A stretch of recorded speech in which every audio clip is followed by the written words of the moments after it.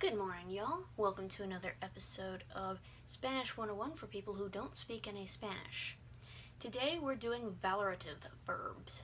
That's verbs like gustar. Okay, so these things aren't actually all that hard. You just have to think of them in a different manner. Gustar and encantar are the only two tricky ones. I'm going to show you how they work.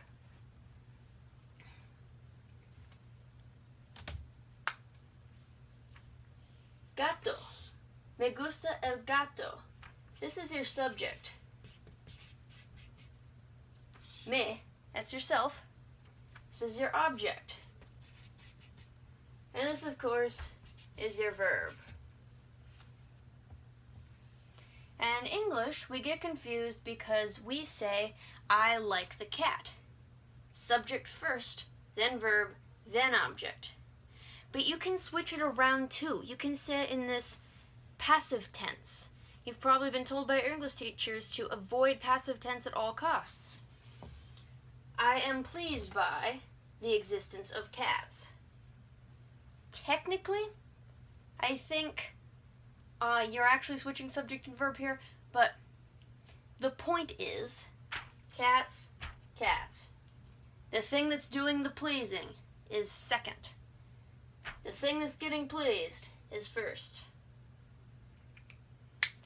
Gustar, to like. Encantar, to love. Those ones. But everything else, as far as I can tell, that works like that in the Spanish language is something you always use a screwed up passive tense complex construction to say anyway. So, me interesa el gato. I'm interested by the cat. You hear how you're flipping that around. Interested by. The cat is the thing that's actually causing the action here. Me interesa el gato. I take interest in. I am interested by the cat. You don't usually say, I interest the cat. That means something else entirely. So, we've got also atraer, preocupar, that's attract, worry, importar, me importa el gato. The cat is important to me. Hear all those extra words we're sticking in there. Me aburre el gato. I am bored by the cat. Disgustar, alegrar, lastimar, which is a little tricky because there isn't really a translation for that. Que lastima is like, what a shame. Me lastima is like, I find it a shame that. Hacer daño, to cause damage. Me hace daño, que este thing has happened. It causes me damage that. Molestar is a little harder to remember that on because I don't even know. There's just something tricky about it. I am annoyed by the cat, but the cat is annoying me is a fairly common phrase. But other than that, even with that, mostly, keep an eye out for those three. Gustar, encantar, and kinda molestar. Other than that, all you have to do is take a brief check on the verb. Do I need some kind of complicated construction to say this in the first place? If no, then you're probably good. It's probably not a valorative verb. For example, odiar, which I see a lot of people trying to use as a valorative verb. Me odia el gato. No. Odio el gato works exactly the same way as almost every verb in the language. I hate the cat. Odio el gato. Yo odio if you want. Yo odio el gato. You hear it? It is just a simple subject, verb, object, and you translate it straight over. Odiar is a perfectly normal verb. Alrighty. That was nice and sweet and short. So, why don't we talk about por and para? Maybe you've had a different experience than I have on por and para. But as far as I can tell, I've spent my whole life being told that they both mean for. And and essentially getting the implication that I'm probably never going to know the difference. That's not really true.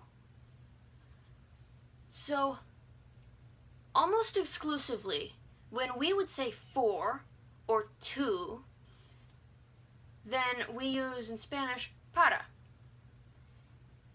Para is what you use for like definitive endings, things you can see that are going to happen or going to be affected, conclusions, endings, all those sorts of things. Por is a much wobblier verb, and it has such a list of things it can mean.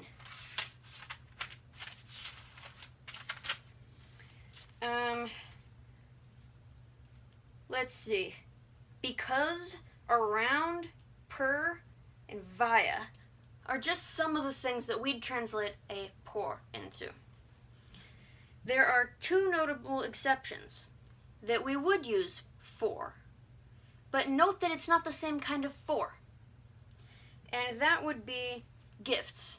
Thank you for the gift. Gracias por el regalo.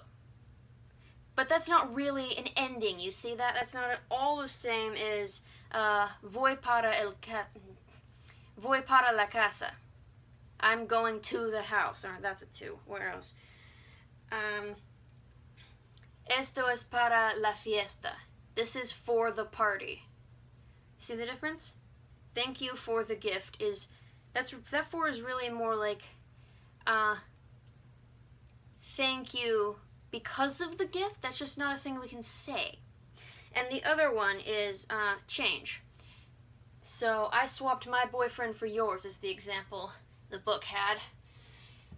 And that's not really an ending thing. Same as I bought it for 50 cents. Change is por. So what does por mean? Well, it can mean a place if you're being vague about it.